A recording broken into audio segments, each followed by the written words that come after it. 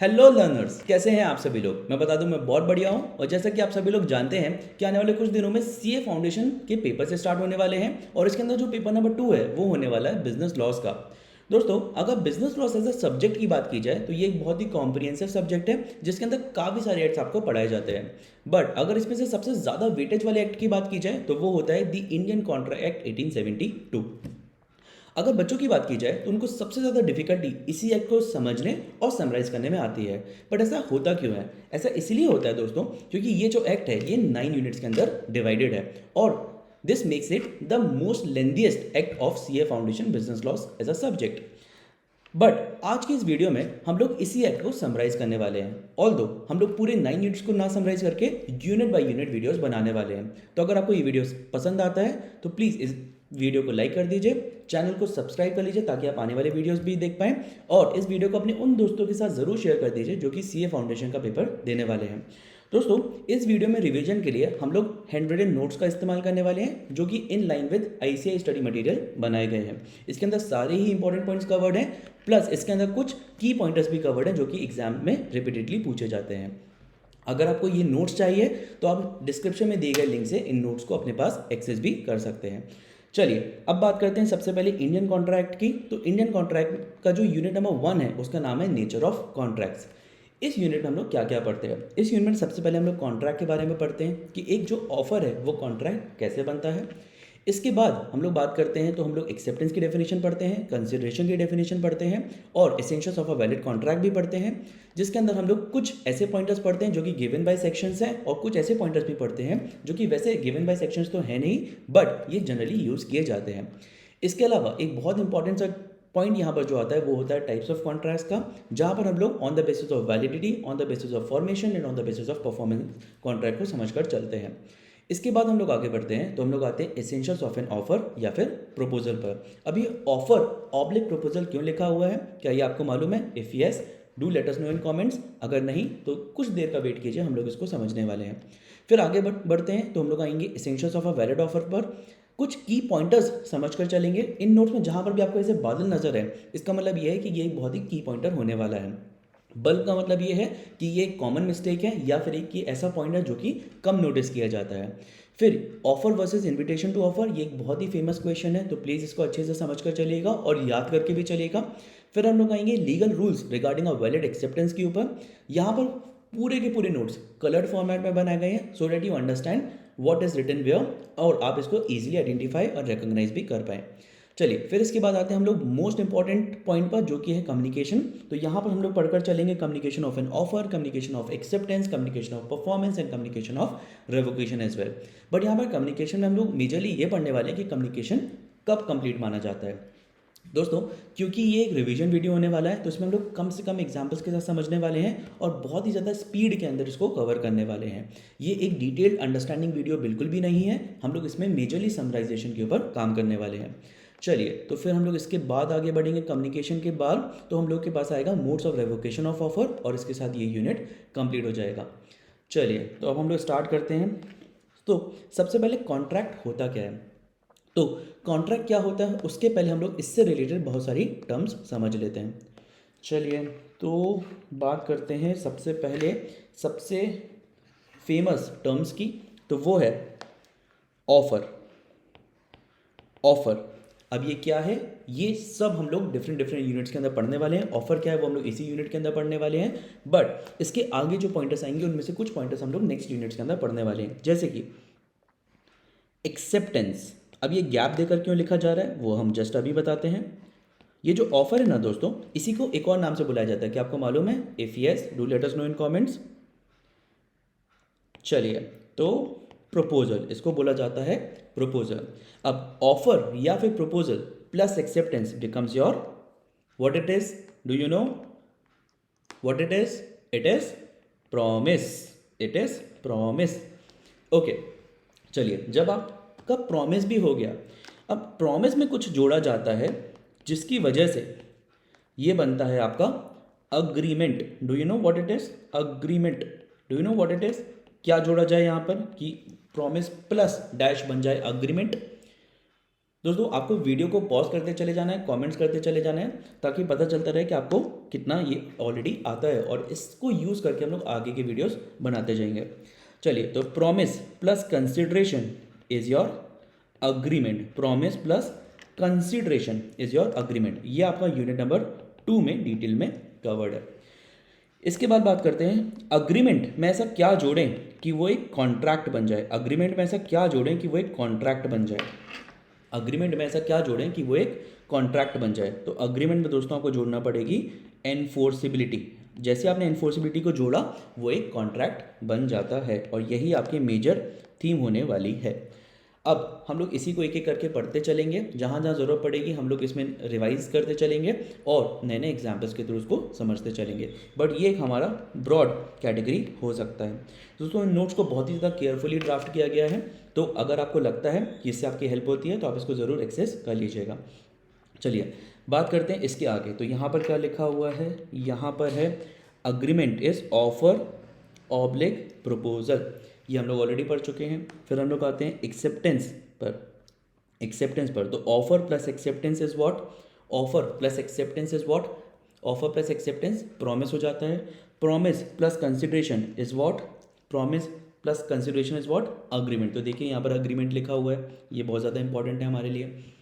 चलिए फिर कॉन्ट्रैक्ट को कैसे डिफाइन किया गया है, तो an agreement enforceable by law, हम लोगों ने पढ़ा ना, अग्रीमेंट प्लस एनफोर्सिबिलिटी। देखिए हम लोगों ने पढ़ा था अग्रीमेंट प्लस एनफोर्सिबिलिटी इस कॉन्ट्रैक्ट। तो देखिए यहाँ पर कैसी डेफिनेशन लिखी हुई है उसकी डेफिनेशन लिखी हुई है, an agreement enforceable by law becomes a contract. ठीक है, अब एनफोर्सेबल को कैसे डिफाइन किया जाता है, तो एनफोर्सेबल को डिफाइन किया जाता है giving rise to a legal obligation, anything which gives rise to a legal obligation is called as enforceable. चलिए अब यहाँ पर कुछ की पॉइंटर्स लिखे हुए हैं उसको देख लेते हैं। तो contract is what, agreement plus enforceability. इसके बाद 1+2 is promise. What is 1+2, 1 is offer oblique proposal and 2 is acceptance. तो offer plus acceptance becomes your promise, ये भी यहाँ पर हम लोगों ने कवर कर लिया है। अब बात करते हैं इसके आगे की। तो यहाँ पर every promise, contract agreement is defined as every promise and every set of promises. ये देखिए यहाँ पर हम लोगों ने बोला offer plus acceptance is promise, तो every promise and every set of promises, मतलब एक प्रॉमिस या एक से ज़्यादा भी हो सकते हैं, forming the consideration for each other. अब ये कंसिडरेशन क्या है, ये हम लोग यूनिट नंबर 2 के अंदर रिवाइज करने वाले हैं। तो अगर आप यूनिट नंबर 2 का वीडियो भी देखना चाहते हैं तो प्लीज़ इस चैनल को सब्सक्राइब कर लीजिएगा। चलिए फिर आगे बढ़ते हैं। तो यहाँ पर आता है हम लोगों का दूसरा सेंटेंस, जो कि है when the person to whom the proposal is made signifies his assent thereto. When the person to whom the proposal is made, यानी कि जिसको प्रपोजल दिया गया है, सिग्निफाइज इज असेंट, यानी कि जब वो हाँ बोल देता है, एक्सेप्टेंस कर लेता है, signifies his assent thereto, the proposal is said to be accepted. अगर बात की जाए ये आपके कहाँ कहाँ मैंशनड है, तो ये आपकी 2 जगह पर मैंशनड है। पहला ये मैंशनड है आपका प्रॉमिस की डेफिनेशन में, पहला ये मैंशनड है आपका प्रॉमिस की डेफिनेशन में, और दूसरा ये मैंशनड है आपका एक्सेप्टेंस की डेफिनेशन में। ये 2 जगह पर आप इस सेंटेंस को यूज कर सकते हैं। फिर से पढ़ते हैं, when the person to whom the proposal is made, offer oblique proposal, right, proposal is made signifies his assent thereto, the proposal is said to be accepted. यानी कि जैसे ही जिसको प्रपोजल दिया गया अगर उसने एक्सेप्ट कर लिया तो proposal is said to be accepted and it becomes a promise. ये आपकी मॉड्यूल में 2 जगह लाइन यूज की गई है, एक प्रॉमिस की डेफिनेशन में, दूसरी एक्सेप्टेंस की डेफिनेशन में। एंड प्रॉमिस की डेफिनेशन में एक और लाइन इंपॉर्टेंट है, वो है proposal when accepted becomes a promise. ऐसे ऐसे आप इसको डिफाइन कर सकते हैं। ठीक है, फिर हम लोग आगे बढ़ते हैं। अब हम लोग पढ़ते हैं ऑफर ऑब्लिक प्रपोजल की डेफिनेशन। तो when one person signifies to another his willingness to do or to abstain from doing. Willingness to do का मतलब कि वो करना चाहता है, या फिर टू एब्सटेन यानी कि वो नहीं करना चाहता, और to abstain from doing something with a view to obtaining the assent of that other party to such act और एब्सटेंस। यानी कि या तो फिर वो करना चाहता है या फिर वो नहीं करने वाला है। To abstain from doing anything with a view to obtain the assent of the other party, दूसरे की मर्जी, दूसरे की एक्सेप्टेंस के लिए। तो सच एन एक्ट और abstinence is called as offer या फिर प्रपोजल। यानी कि अगर आप किसी के पास गए और आपने ऑफर किया कि या तो फिर आप कोई काम करोगे या फिर आप कोई काम नहीं करोगे, विद द पर्पस कि वो सामने वाला हाँ बोले, that is called as an offer और a proposal.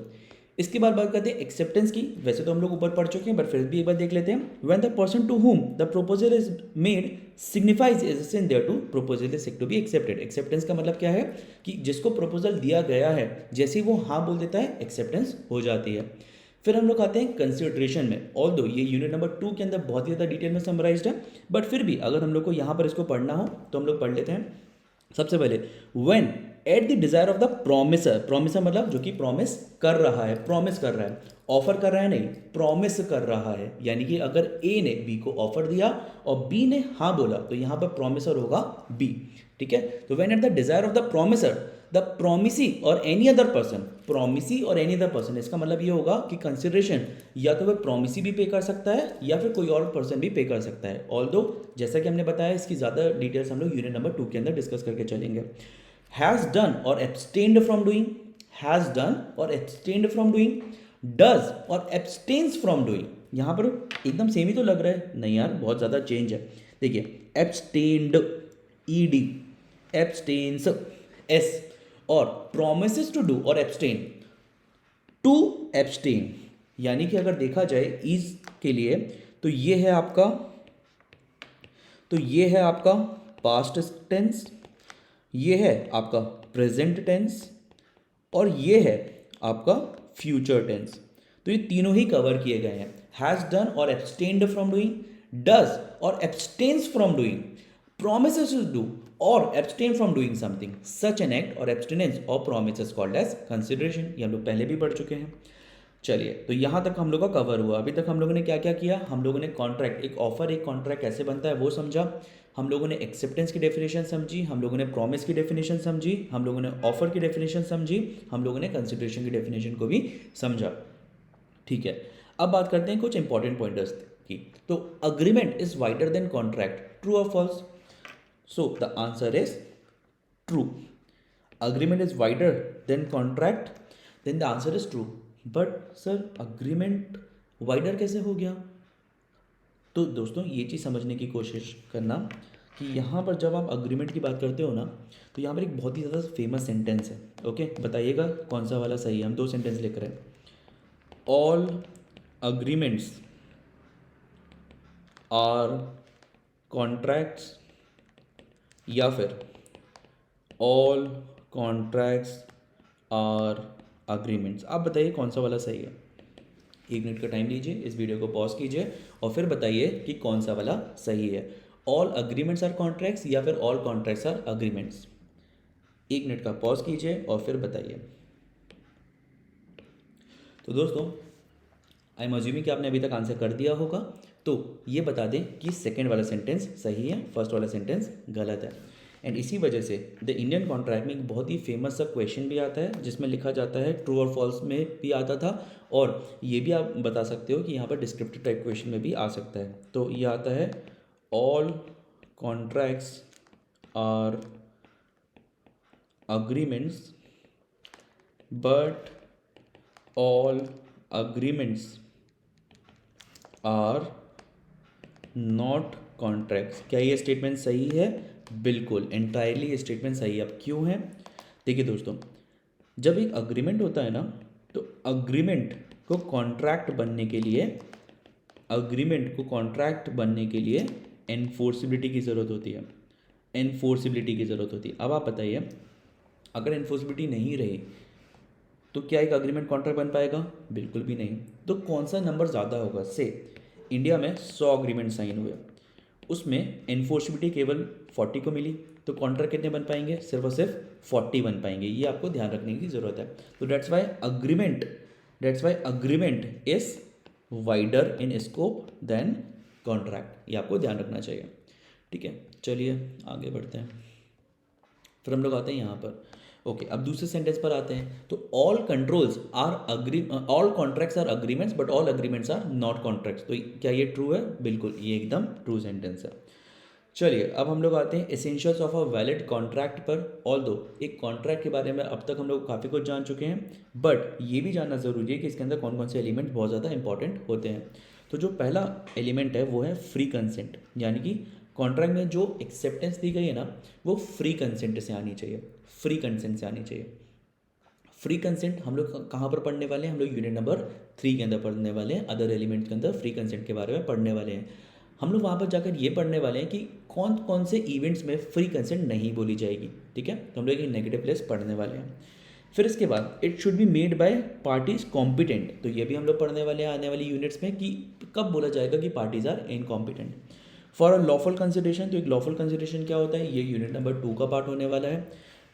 With a lawful object, अब ये अलग से कहीं पर कवर्ड नहीं है, बट लॉफुल ऑब्जेक्ट मतलब जिस पर्पस के लिए कॉन्ट्रैक्ट किया जा रहा है वो लॉफुल है।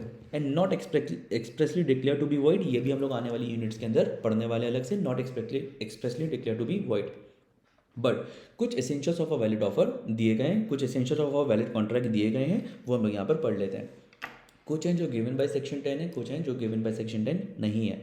एग्जाम में सबसे ज़्यादा वेटेज हम लोग को गिवन बाय सेक्शन 10 को देना है, और अगर हम लोग एडिशनल पॉइंट्स लिखना चाहते हैं तो हम लोग वो पॉइंट्स भी लिख सकते हैं जो नॉट गिवन बाय सेक्शन 10 है, मॉड्यूल के अंदर mention and don't worry about it. चलिए, तो गिवन बाय सेक्शन 10, तो ऑल कॉन्ट्रैक्ट्स के अंदर बात की जाए, कॉन्ट्रैक्ट के अंदर क्या क्या एसेंशियल एलिमेंट्स होते हैं। It should be an agreement, सबसे पहली बात तो अग्रीमेंट हम लोगों ने पढ़ ही लिया। फ्री कंसेंट जैसा कि बात की यूनिट नंबर 3 के अंदर कवर होने वाला है। कॉम्पिटेंसी, ये भी हम लोग बात करने वाले यूनिट नंबर 3 के अंदर। लॉफुल कंसिडरेशन यूनिट नंबर 2 के अंदर। लीगल ऑब्जेक्ट, यानी कि जिस भी पर्पस से कॉन्ट्रैक्ट बनाया जा रहा है वो लॉफुल होना चाहिए। Not explicitly declare to be void, ये भी हम लोग unit number 2 and further units के अंदर पढ़ने वाले हैं। फिर आते हैं नॉट गिवन बाय सेक्शन 10 पे, तो एटलीस्ट 2 पार्टीज होनी चाहिए। सिंपल सी बात है, कॉन्ट्रैक्ट 2 पार्टीज के बिना हो ही नहीं सकता, जब तक कि ऑफर ना हो और एक्सेप्टर ना, ऑफर ना हो और एक्सेप्टर ना हो, तब तक कि कॉन्ट्रैक्ट हो ही नहीं सकता है। फिर बात करते हैं intention to create legal relationship, their intention should be to create legal relationship. हम लोगों ने बात की कि एनफोर्सिबिलिटी के बिना तो कोई कॉन्ट्रैक्ट वैलिड वैसे भी नहीं होता। फिर बात करते हैं फुलफिलमेंट्स ऑफ लीगल फॉर्मेलिटीज़, यानी कि जो भी लीगल फॉर्मेलिटीज़ हैं, सिग्नेचर रिलेटेड, विटनेस रिलेटेड, वो सारी की सारी फुलफिल होनी चाहिए।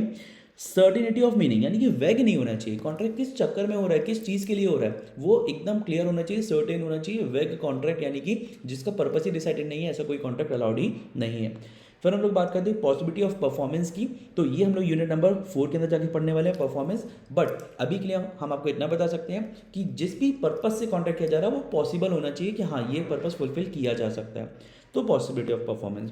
बात करते हैं गिवन बाय सेक्शन 10, तो agreement, free consent, competency, lawful consideration, legal object, not expressly declare to be void. Not given by section 10, 2 parties होनी चाहिए, intention to create legal relationship होना चाहिए, फुलफिलमेंट्स ऑफ लीगल फॉर्मेलिटीज होना चाहिए, certainty of meaning होना चाहिए, that is it should not be वेग, and possibility of performance होना चाहिए, जो कि हम लोग यूनिट नंबर 4 के अंदर जाकर पढ़ने वाले हैं। अब आते हैं हम लोग एक बहुत ही इंपॉर्टेंट सा क्वेश्चन पे, जो कि हमेशा ऑलमोस्ट हर पेपर में आपको मिलता है, वो है टाइप्स ऑफ कॉन्ट्रैक्ट्स के बारे में। यहाँ पर आकर अगर बात की जाए तो टाइप्स ऑफ कॉन्ट्रैक्ट्स हम लोग कुछ बेसिस पर देखते हैं, तो on the basis of validity और एनफोर्सिबिलिटी देखते हैं हम लोग, on the basis of formation देखते हैं, and on the basis of performance देखकर चलते हैं। अगर बात की जाए on the basis of validity या फिर एनफोर्सिबिलिटी, तो कॉन्ट्रैक्ट डिवाइडेड है in the form of valid, void, voidable, illegal and unenforceable. फिर से बात करते हैं valid, void, voidable, illegal and unenforceable के बारे में। फिर आते हैं हम लोग फॉर्मेशन के बेस पे, तो ये हो सकता है एक्सप्रेस, ये हो सकता है इम्प्लाइड, ये हो सकता है क्वासी, एंड ये हो सकता है ई कॉन्ट्रैक्ट, ये सारे यहाँ पर लिखे हुए हैं। इसके बाद बात करते हैं परफॉर्मेंस बेस्ड, तो यहाँ पर एग्जीक्यूटेड हो सकता है, एग्जीक्यूटरी हो सकता है, और ये जो एग्जीक्यूटरी है ये भी फर्दर डिवाइडेड है यूनिलेटरल में या फिर बायलेटरल के अंदर। इतना सब यहाँ पर दिया हुआ है। चलिए तो हम लोग जल्दी से इसको पढ़ लेते हैं। सबसे पहले बात करते हैं एक वैलिड कॉन्ट्रैक्ट की। एक वैलिड कॉन्ट्रैक्ट कौन सा कॉन्ट्रैक्ट होता है? एक वैलिड कॉन्ट्रैक्ट एक ऐसा कॉन्ट्रैक्ट होता है जो कि बाइंडिंग भी होता है। Binding by the word binding I mean legally binding होता है, बाइंडिंग भी होता है और इन्फोर्सेबल भी होता है। फिर बात करते हैं वॉइड कॉन्ट्रैक्ट की। वॉइड कॉन्ट्रैक्ट की, तो ये वॉइड कॉन्ट्रैक्ट होता है ऐसा कॉन्ट्रैक्ट जो सीजर्स टू बी एनफोर्सेबल, यानी कि इसको अब एनफोर्स नहीं करवाया जा सकता, इस कॉन्ट्रैक्ट को बोलते हैं वॉइड। अगर कोई कॉन्ट्रैक्ट साइन ही ऐसा हुआ था कि वो शुरू से ही नहीं करवाया जा सकता, तो उसको बोलते हैं वॉइड एब इनिशियो। ये भी आपने कहीं ना कहीं सुना होगा, वॉइड एब इनिशियो। जैसे कि माइनर के साथ जो कॉन्ट्रैक्ट्स होते हैं वो वॉइड एब इनिशियो होते हैं, वो शुरू से ही अनएनफोर्सेबल होते हैं। फिर बात करते हैं वॉइडेबल की, तो वॉइडेबल के बारे में लिखा हुआ है enforceable at the option of one और मोर पार्टीज।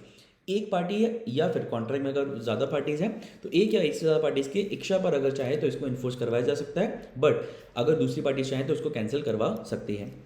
यहाँ पर हम लोग बहुत सारे कॉन्ट्रैक्ट्स पढ़ने वाले आने वाले यूनिट्स में, जहाँ पर हम लोग बोलेंगे कि वो वॉइडेबल है जैसे कि अभी हम लोगों ने फ्री कंसेंट की बात की थी। फ्री कंसेंट अगर नहीं होती है कुछ केसेस में, तो वहाँ पर कॉन्ट्रैक्ट वॉइडेबल हो जाता है, यानी कि कोई पार्टी चाहे तो एनफोर्स, कोई एक पार्टी चाहे तो एनफोर्स करवा सकती है, या फिर कोई पार्टी चाहे तो कैंसिल उसको करवा सकती है मे। ओके, फिर बात करते हैं इलीगल। इलीगल कॉन्ट्रैक्ट ऐसा कॉन्ट्रैक्ट होता है जिसकी इजाज़त लॉ नहीं देता, law forbids to make such contracts, illegal contracts. फिर बात करते हैं अनएनफोर्सेबल कॉन्ट्रैक्ट की, तो ये किसी ना किसी टेक्निकल डिफेक्ट की वजह से एनफोर्स नहीं कर पाए जा सकते, मतलब ये इलीगल नहीं है, ये वॉइड भी नहीं है, वॉइडेबल भी नहीं है, बट कुछ ना कुछ यहाँ पर ऐसा है जिसकी वजह से वो कॉन्ट्रैक्ट जो है वो अनएनफोर्सेबल हो गया। फिर बात करते हैं on the basis of formation की, तो यहाँ पर आता है express contract, implied contract, quasi contract and e contract. Express contract ऐसा जो एक्सप्रेसली बोलकर किया जाए, एक्सप्रेसली बोलकर किया जाए। अब एक्सप्रेसली बोलकर का मतलब क्या है, ये ईदर बाय वर्ड्स भी हो सकता है और इन राइटिंग भी हो सकता है। इम्प्लाइड कॉन्ट्रैक्ट की बात की जाए तो ये bye action or by conduct of parties होता है। जैसे कि अगर कोई आप किसी बस में चढ़ते हो और आप वहाँ पर बैठते हो और आप टिकट कटाते हो, तो बाय डिफ़ॉल्ट ये माना जाएगा कि आप एक कॉन्ट्रैक्ट में एंटर करना चाहते हो वहाँ पर जाने के, और आप पैसे भी देने वाले हो, तो came into existence by action or by conduct of parties. Quasi contract, यहाँ पर कोई भी किसी भी पार्टी की इंटेंशन नहीं होती है आप कि आप वो कॉन्ट्रैक्ट में आए, but by nature of law वो एक कॉन्ट्रैक्ट में आ जाते हैं। So no intention of either party but law imposes such contract. And e contract ऐसे कॉन्ट्रैक्ट जो कि फुल्ली इलेक्ट्रॉनिक मोड में एग्जीक्यूट किए जाते हैं।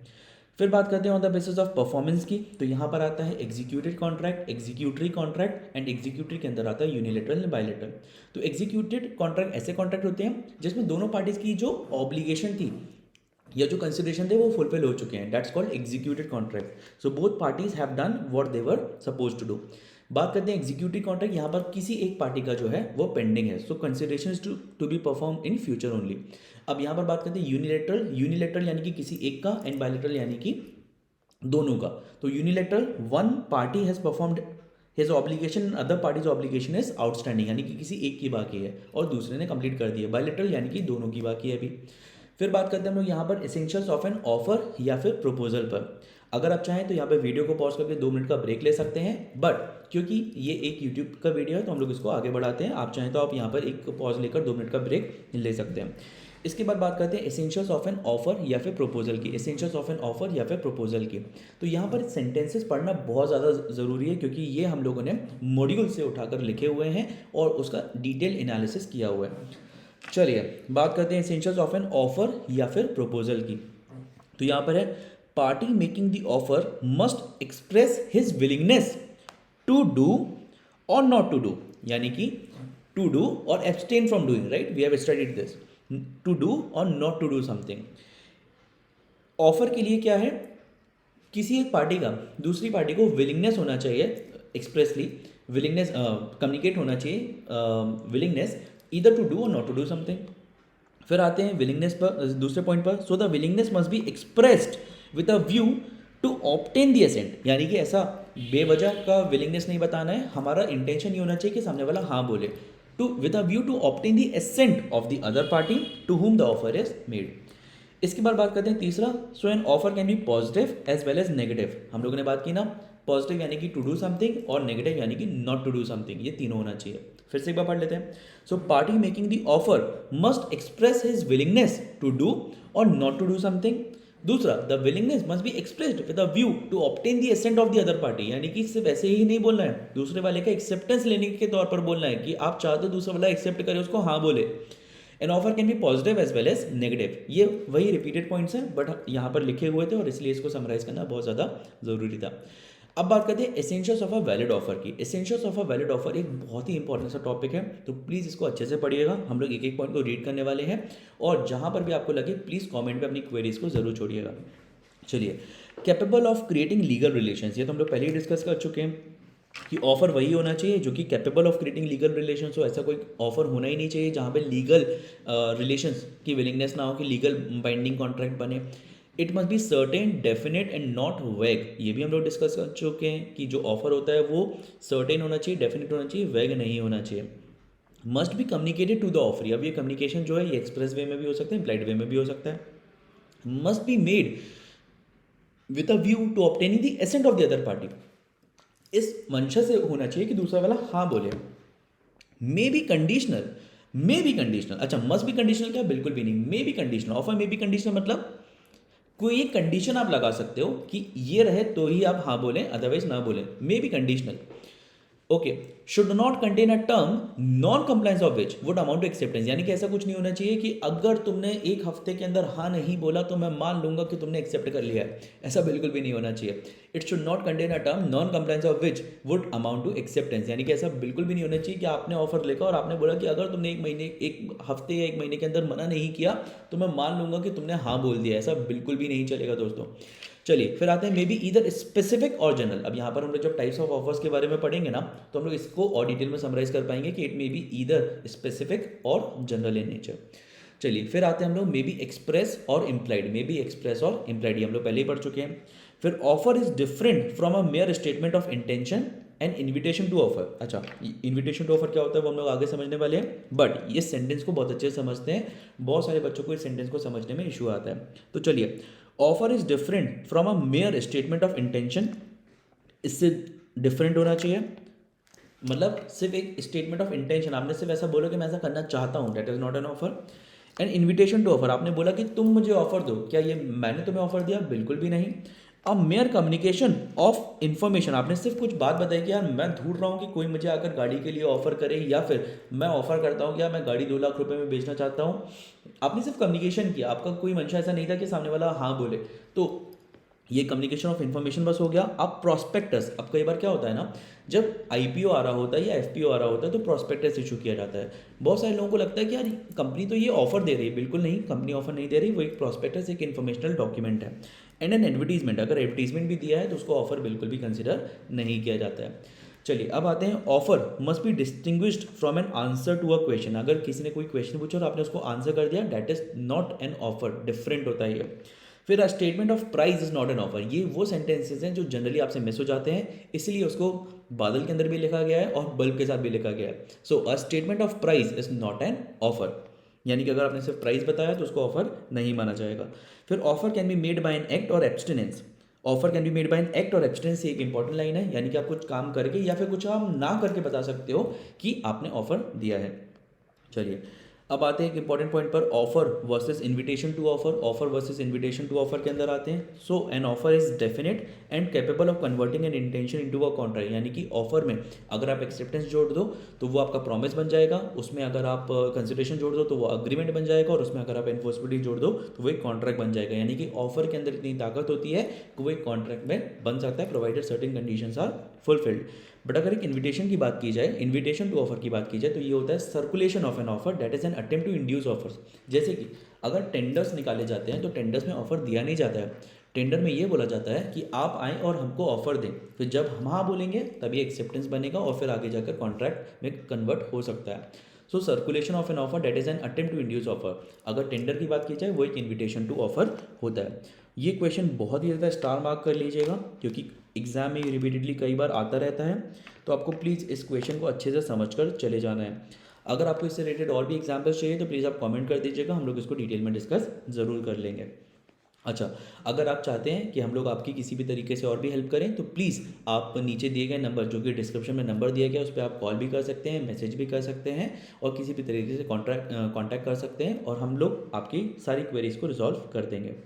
चलिए अब बात करते हैं legal rules regarding a valid acceptance. अभी हम लोगों ने ऊपर क्या पढ़ा, ये सब सेम ही तो लग रहा है, बिल्कुल नहीं। यहाँ पर हम लोगों ने बोला था essentials of a valid offer के बारे में, उसके ऊपर जाएँ तो हम लोगों ने बोला हुआ था essentials of a valid contract के बारे में। ये है एसेंशियल्स ऑफ अ वैलिड ये है essentials of a valid contract. अगर यहाँ पे बात की जाए तो ये है हमारा एसेंशियल्स ऑफ एन ऑफर और प्रपोजल। बट अब हम लोग, और ये था essentials of a valid offer, but अगर यहाँ पर आकर बात की जाए तो ये है legal rules regarding a valid acceptance. यहाँ पर जो भी बात होगी वो पूरी पूरी एक्सेप्टेंस के बारे में होगी, और वैसे ही हम लोग आगे भी बढ़ने वाले हैं। ठीक है, चलिए अब बात करते हैं हम लोग लीगल रूल्स की। तो legal rules regarding a valid acceptance, legal rules regarding a valid acceptance. अच्छा दोस्तों, इसके अंदर जितने भी टॉपिक्स समराइज किए गए हैं ये वही टॉपिक्स हैं जो कि आपके एग्जाम के लिए बहुत ज़्यादा रेलिवेंट हो सकते हैं। अगर किसी वजह से आपको लगता है कि आपको किसी और टॉपिक की भी अंडरस्टैंडिंग चाहिए जो कि यूनिट नंबर 1 में है बट इन नोट्स में कवर्ड नहीं है, तो प्लीज़ आप नीचे दिए गए कमेंट सेक्शन में कमेंट कर दीजिएगा, हम लोग उससे रिलेटेड भी आपके साथ डिस्कशन कर लेंगे और ज़रूरत पड़ने पर एक वीडियो भी बना देंगे। चलिए बात करते हैं legal rules regarding a valid acceptance पर। तो यहाँ पर आता है acceptance can be given only by person to to whom the offer is made. यानी कि अगर ए ने बी को ऑफर दिया हुआ है तो केवल और केवल बी ही एक एक्सेप्टेंस दे सकता है, और दे तो कोई और भी सकता है, बट एक वैलिड एक्सेप्टेंस तभी मानी जाएगी जब बी उसको हाँ बोले। ठीक है, फिर आगे बढ़ते हैं। Acceptance must be absolute and unqualified, यानी कि ऑफर तो क्वालिफाइड हो सकता है, ऑफर विद कंडीशनल हो सकता है, ऑफर विद कंडीशंस हो सकता है, बट एक्सेप्टेंस कंडीशनल नहीं होनी चाहिए। जो एक्सेप्टेंस है वो अनक्वालिफाइड होनी चाहिए, फ्री फ्रॉम ऑल कंडीशंस होनी चाहिए। यानी कि आप कोई कंडीशन लगा कर नहीं बोल सकते कि अगर आपने ये चेंज कर दिया तो मैं एक्सेप्ट करता हूँ, ऐसा नहीं होना चाहिए। अगर आपको हाँ बोलना है तो येस मीन्स येस, आपको कंप्लीटली हाँ बोलना है। फिर बात करते हैं एक्सेप्टेंस मस्ट बी कम्युनिकेटेड, यानी कि ऐसा नहीं होगा कि आपने मन ही मन सोच लिया कि हाँ मैं तो हाँ बोलता हूँ तो उसको एक्सेप्टेंस मान लिया जाए, नहीं, एक्सेप्टेंस मस्ट बी कम्युनिकेटेड, बताना पड़ेगा कि आप हाँ बोलते हो। इसके बाद आता है acceptance must be in prescribed mode. अगर ऑफर में लिख गया है कि हाँ तभी मानी जाएगी जब आप एक रिटन लेटर साइन करके देंगे या रिटन लेटर लिख कर देंगे, तभी एक्सेप्टेंस मानी जाएगी। तो एक्सेप्टेंस तभी मानी जाएगी जब आप उसी फॉर्मेट में रिस्पॉन्ड करें जिस फॉर्मेट में एक्सेप्टेंस को मांगा गया है। अगर आपने किसी भी तरीके से दूसरे मोड में रिस्पॉन्ड किया तो उसको एक वैलिड एक्सेप्टेंस नहीं माना जाएगा। फिर आते हैं acceptance must be given with in reasonable time. अब कई बार तो ऑफर के अंदर लिखा होता है कि आप 7 दिन के अंदर हाँ बोलें, बट कई बार नहीं भी लिखा होता। इन दैट केस आपको रीजनेबल टाइम के अंदर एक्सेप्टेंस दे देनी चाहिए। रीजनेबल टाइम क्या होता है, that depends on the case. अच्छा, क्या ऐसा हो सकता है कि ऑफर में ऐसा लिखा जाए कि अगर आपने इतने 7 दिन के अंदर एक्सेप्ट नहीं किया तो एक्सेप्टेंस मान लेंगे? हम लोगों ने अभी पढ़ा, अगर आपको याद है तो प्लीज़ कमेंट सेक्शन में लिख दीजिए, क्या ऐसा हो सकता है? बिल्कुल भी नहीं, ऐसा नहीं हो सकता है। चलिए फिर बात करते हैं mayor silence is not acceptance. अगर आप साइलेंट थे तो सामने वाला उसको हाँ नहीं मान सकता, ये ध्यान रखिएगा, ये बहुत ही इंपॉर्टेंट सा पॉइंट हो जाता है। ऑल्दो अगर प्रीवियस कंडक्ट से ऐसा प्रूव हो चुका है कि आप हाँ तभी बोलते हो, आप जब साइलेंट होते हो तब आपकी हाँ होती है, तो फिर ये ज़रूर इंपॉर्टेंट हो जाता है। ऐसा आपकी मॉड्यूल में ही लिखा हुआ है, unless proven by previous conduct. फिर बात करते हैं एक्सेप्टेंस में भी implied, that is by conduct. Acceptance जो है वो बाय कंडक्ट भी हो सकती है। अच्छा, यहाँ पर हम लोग ने एक पॉइंट पढ़ा कि एक्सेप्टेंस मस्ट बी कम्युनिकेटेड, तो कम्युनिकेटेड बाय कंडक्ट भी तो हो सकती है, कोई दिक्कत की बात नहीं है। इन दो पॉइंट्स में कंफ्यूज नहीं होना, बहुत सारे बच्चे इसमें कंफ्यूज होते हैं कि एक्सेप्टेंस एक तरफ आप लिख रहे हो एक्सेप्टेंस मस्ट बी कम्युनिकेटेड, दूसरी तरफ आप लिख रहे हो एक्सेप्टेंस में भी इम्प्लाइड। हाँ तो बच्चों क्या दिक्कत है, acceptance must be communicated, communicated by conduct, कोई इशू की बात नहीं है। चलिए इसके बाद हम लोग आते हैं कम्युनिकेशन पर। तो ये एक बहुत ही इंपॉर्टेंट सा टॉपिक है हमारा कम्युनिकेशन। बट कम्युनिकेशन क्योंकि चैप्टर में जब हम लोग मॉड्यूल में जाते हैं तो बड़े सारे टॉपिक दिए गए हैं, तो कई बार इसको समराइज करने में डिफिकल्टी आती है। तो हम लोग यहाँ पर आते हैं और हम लोग एक बार ये समझ लेते हैं कि कम्युनिकेशन कौन कौन से दिए गए हैं आपके सिलेबस में। तो आपके सिलेबस में जो सबसे पहले दिया गया है वो है communication of an offer. Communication of an offer कब कंप्लीट होगा? Communication of acceptance, communication of performance and communication of revocation.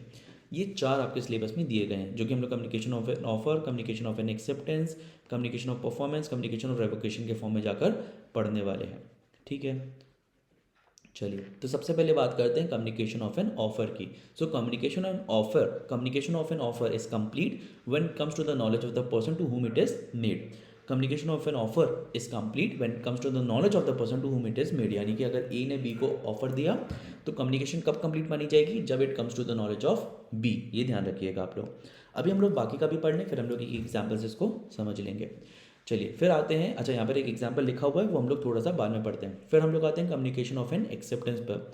Communication of N acceptance जो है वो है मोड्स, उसमें डिवाइडेड है कि मोड्स ऑफ कम्युनिकेशन क्या क्या हो सकते हैं, when it is completed. When का मतलब होगा व्हेन इट इज कंप्लीटेड। ये बाय डिफॉल्ट आप लोग मान के चलें, जब हम लोग व्हेन बोल रहे हैं तो इसका मतलब है कि when the communication is when it is completed. ये बहुत ज़्यादा इंपॉर्टेंट हो जाएगा हम लोगों के लिए। ठीक है, चलिए अब हम लोग आते हैं बाय एक्ट। मोड कौन कौन से हो सकते हैं कम्युनिकेशन ऑफ एक्सेप्टेंस के? तो यहाँ पर बाय एक्ट भी हो सकती है, जैसा कि हम लोग पढ़ चुके हैं। बाय ओमिशन भी हो सकती है, क्या कि कोई काम नहीं किया, फोरबियरेंस किया तो भी। अच्छा, silence is not omission. Silence, आप चुप रहे, इसका मतलब ये नहीं है कि आपने ओमिट किया है, तो वैसे एक्सेप्टेंस नहीं मानी जा सकती। ऑल्दो हम लोगों ने अभी पढ़ा कि साइलेंस को कब एक्सेप्टेंस माना जा सकता है, जब proven by previous conduct, otherwise नहीं माना जा सकता। फिर आते हैं बाय कंडक्ट, ये हम लोगों ने अभी अभी पढ़ा कि बाय एक्शन हो सकती है, जैसे बोर्डिंग अ बस। ठीक है, अब आते हैं व्हेन। तो व्हेन इट इज कंप्लीटेड, तो अगेंस्ट प्रपोजल इसमें लिखा हुआ है when it is put in the course of transmission to him so as to be out of power of acceptor to withdraw the same. यानी कि ए ने B को भेजा, तो ऑफर का कम्युनिकेशन कब कंप्लीट हुआ? जब it comes to the knowledge of B. जब बी ने एक्सेप्टेंस भेजा तो इसमें दो पार्ट्स निकल कर आएंगे, against proposer, against acceptor. B के लिए कब कंप्लीट होगा, when it comes to the knowledge of A. और कम्युनिकेशन ऑफ एक्सेप्टेंस ए के लिए कब कंप्लीट होगा, when it is put in the course of transmission to him by B and it goes beyond the power of B to withdraw the same. तो यहाँ पर बात करते हैं एक एग्जाम्पल के साथ छोटा सा। अगर ए ने बी को ऑफर दिया, तो ऑफर का कम्युनिकेशन कब complete, when it comes to the knowledge of B, comes to the knowledge of B. But जब बी ने एक्सेप्टेंस दिया तो यहां पर दो पॉइंटर्स निकल के आते हैं। जब बी ने एक्सेप्टेंस दिया तो यहां पर दो पॉइंटर्स निकल के आते हैं। पहला पॉइंटर होगा अगेंस्ट एक्सेप्टर यानी कि बी, एंड दूसरा पॉइंट होगा अगेंस्ट प्रोपोजर यानी कि ए। तो it is completed against acceptor यानी कि B when it comes to the knowledge of, when it comes to the knowledge of A. And proposer यानी कि जिसको एक्सेप्टेंस भेजी जा रही है उसके लिए कब कंप्लीट होगा, when it is put in transmission, in the course of transmission to him, transmission to A and moves beyond power of B, moves beyond power of B to withdraw, moves beyond power of B to withdraw. ठीक है, ये हम लोग को ध्यान रखना है। ये नॉर्मल सी राइटिंग में इसलिए लिखा जा रहा है क्योंकि ये सिर्फ एक समरी के तौर पर है। चलिए तो एक बार फिर से पढ़ लेते हैं। Against proposer when it is put in the course of transmission so as to be out of power of acceptor to withdraw the same, acceptor withdraw नहीं कर पाता। And against acceptor when it comes to the knowledge of the proposer. फिर बात करते हैं communication over phone की। Communication over phone की तो यहाँ पर contract is complete when the acceptance is receive by the offeror. Offeror को जब पता चल जाए, ऑफरी को नहीं। यहाँ पर कुछ लोग ऑफरी पढ़ रहे होते हैं तो यहाँ पर ध्यान रखिए ऑफरर है, ये ऑफरी बिल्कुल भी नहीं है, इसको ध्यान रखिए, ये ऑफरर है, ऑफरी नहीं है। Contract is complete when the acceptance is receive by the offeror, not offeree. ठीक है, इसको ध्यान रखिएगा प्लीज, ये इंपॉर्टेंट सा पॉइंट है। फिर बात करते हैं कम्युनिकेशन ऑफ परफॉर्मेंस की। तो कम्युनिकेशन ऑफ परफॉर्मेंस कब कंप्लीट होता है, सेम एज एक्सेप्टेंस, जैसे कि हम लोग ने यहाँ पर पढ़ा अगेंस्ट प्रोपोजर अगेंस्ट एक्सेप्टर, वैसा ही होता है communication of performance, same to same चलता है। कम्युनिकेशन ऑफ रेवोकेशन यहाँ पर पूरा उल्टा हो जाता है। अब दोस्तों ये जो वर्ड है ना रेवोकर या रिवोकी, ये कहीं पर भी लॉ में नहीं लिखे हुए, प्लीज़ इसको इस्तेमाल ना करें। सेंडर एंड रिसीवर भी कहीं नहीं लिखे हुए, प्लीज़ इसको इस्तेमाल ना करें। तो इसको लिखना कैसे, इसको लिखना है against the person to whom the revocation is made and against the person who has made the revocation, ऐसे कर कर आपको एग्जाम के अंदर इसको लिखना है। फॉर ईज ऑफ अंडरस्टैंडिंग हम लोगों ने इसको रेवोकर, रेवोकी या सेंडर या रिसीवर लिखा हुआ है। चलिए कम्युनिकेशन रेवोकेशन अगेंस्ट रिवोकर यानी कि जिसने रेवोकेशन भेजा है, ये कब कंप्लीट होगा, put in the course of transmission and out of his power. And against revokee कब कंप्लीट होगा, when it comes to his knowledge. ठीक है, इसको एक एग्जाम्पल से समझ लेते हैं। से ए ने बी को रेवोकेशन भेजा, ए ने बी को रेवोकेशन यानी कि कैंसिलेशन भेजा कि मुझे अभी ये कॉन्ट्रैक्ट नहीं करना। तो ए ने बी को रेवोकेशन भेजा। अब जब ए ने बी को ये रेवोकेशन भेजा तो अगेंस्ट रिवोकर यानी कि ए, ये कब कंप्लीट माना जाएगा, when it is put in the course of transmission. अच्छा, ट्रांसमिशन टू हिम नहीं, बाय हिम। यहाँ पर सेम लॉजिक ना लगाए, रेवोकेशन इसने भेजा है तो रेवोकेशन इसने भेजा है तो यहाँ पर बाय हिम होगा, put in the course of transmission by him and moves out of his power. And B के केस में when it comes to his knowledge. ठीक है, अच्छा एक चीज़ बताइए, ए ने बी को एक्सेप्टेंस भी भेजा और एक्सेप्टेंस भेजने के बाद उसको लगा कि यार मुझे ना ये कॉन्ट्रैक्ट नहीं करना, उसने रेवोकेशन भी भेज दिया और ये सेम डे पर जाकर पहुंचा। बताइए किसको माना जाए कि कौन सा वैलिड है, एक्सेप्टेंस वैलिड है या फिर रेवोकेशन वैलिड है। रेवोकेशन वैलिड है, डेफिनेटली वो बाद में निकला होगा, चाहे वो सेम डे पर पहुंचा हो तो रेवोकेशन वैलिड हो जाएगा। चलिए, if the revocation telegram arrive और at the same time with the letter of acceptance the revocation is absolute, that is effective. फिर बात करते हैं कॉन्ट्रैक्ट ओवर टेलीफोन के ऊपर। तो ऑफरी, कॉन्ट्रैक्ट ओवर टेलीफोन पे बात हो रही है, तो offeree must make it sure that is acceptance is receive by the offeror. ये ऑफरी की जिम्मेदारी है। जैसे ए ने बी को ऑफर दिया, यहाँ पर लिख लेते हैं हम लोग, ए ने बी को ऑफर दिया और बी ने एक्सेप्टेंस दिया, तो बी की ये जिम्मेदारी है, बी की यहाँ पर ये जिम्मेदारी है कि वो ये इंश्योर करे कि ए ने उसकी एक्सेप्टेंस को सुन लिया है। Onus is on B. Again offeree must make it sure that is acceptance is receive by the offerer. इसके बाद बात करते हैं modes of revocation of offer की। तो कैसे कैसे ऑफर को रिवोक किया जा सकता है, तो by notice of revocation, notice देकर किया जा सकता है। बाय लैप्स ऑफ टाइम, कई बार हम लोगों ने बोला ना रीजनेबल टाइम के अंदर रिस्पॉन्ड करना है, तो बाय लैप्स ऑफ टाइम भी किया जा सकता है। Bye non fulfilment of condition president, कुछ कंडीशन लिखी हुई थी जिसके बाद ही हम लोग को ऑफर का एक्सेप्टेंस भेजना था, अगर वो कंडीशन फुलफिल नहीं हुई तो भी हम लोग बोल सकते हैं। बाय डेथ और इंसैनिटी, मर गए तो भी हो सकती है। बाय काउंटर ऑफर, अच्छा ये एक इंपॉर्टेंट पॉइंट है जो कि हम लोग आगे जाकर पढ़ने वाले हैं। बाय काउंटर ऑफर, यानी कि अगर काउंटर ऑफर दिया है तो भी यहाँ पर हो जाता है। बाय काउंटर ऑफर, अगर आपने ए ने बी को ऑफर दिया और बी ने दूसरा ऑफर दे दिया ए को उसी में चेंज करके, तो या फिर ऑफर दे दिया, तो उसको बोला जाता है काउंटर ऑफर। और यहाँ पर जाकर हम लोग बोल सकते हैं कि जो ओरिजिनल ऑफर है वो रिवोक हो गया है। फिर आते हैं by acceptance other than by way of prescribed और यूजुअल मोड, यानी कि हम लोगों ने पहले भी बोला हुआ था acceptance must be communicated bye usual mode. अगर आपने यूजुअल मोड में कम्युनिकेट नहीं की है तो भी आपका जो ओरिजिनल ऑफर है वो रिवोक हो जाता है। एंड बाय सब्सिक्वेंट इलीगैलिटी, मतलब बाद में ऐसा कुछ हो गया कि वो इलीगल कॉन्ट्रैक्ट हो गया तो भी वो रिवोक हो जाता है। इसके साथ हमारा यूनिट नंबर 1 के जितने भी इंपॉर्टेंट पॉइंटर्स है वो कवर हो जाते हैं। इसमें कुछ पॉइंटर्स डेफिनेटली छूटे हुए हैं, अगर आपको लगता है कि वो आपके लिए इंपॉर्टेंट है या फिर आपको उसको पढ़ना है तो आप नीचे दिए गए कमेंट सेक्शन में उन टॉपिक्स का नाम लिख सकते हैं and we will definitely get in touch, और ज़रूर पढ़ने पर उसकी वीडियो भी बना दी जाएगी।